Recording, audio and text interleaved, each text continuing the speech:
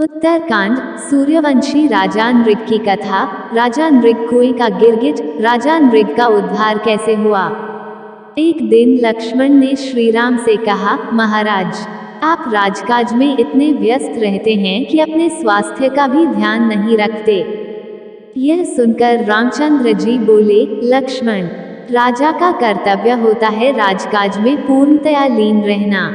तनिक सी असावधानी हो जाने पर उसे राजा नृग की भांति भयंकर यातना भोगनी पड़ती है। लक्ष्मण के जिज्ञासा करने पर उन्होंने राजा नृग की कथा सुनाते हुए कहा, पहले इस पृथ्वी पर महायशस्वी राजा नृग राज्य करते थे।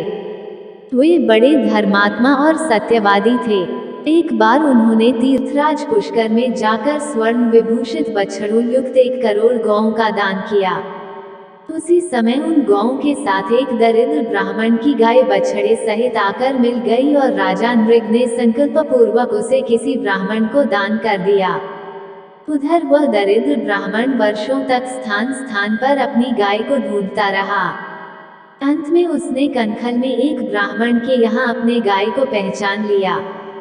गाय का नाम शवला था।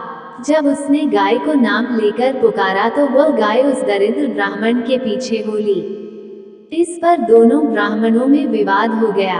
एक कहता था, गाय मेरी है, और दूसरा कहता कि मुझे यह राजा ने दान में दी है।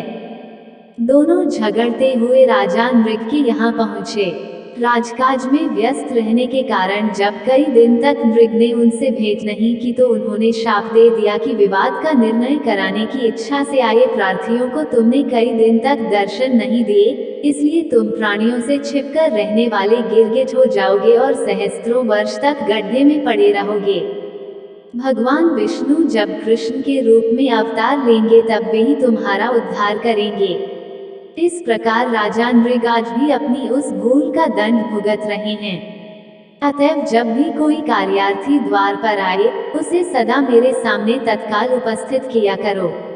राम का आदेश सुनकर लक्ष्मण बोले, राघव, ब्राह्मणों का शाप सुनकर राजा नृग ने क्या किया।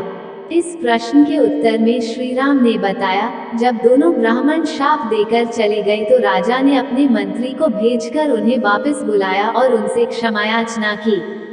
फिर एक सुंदर सा गड्ढा बनवाकर और अपने राजकुमार वसु को अपना राज्य सौंपकर उस गड्ढे में निवास करने लगे। ब्राह्मण के शाप का भारी प्रभाव होता है।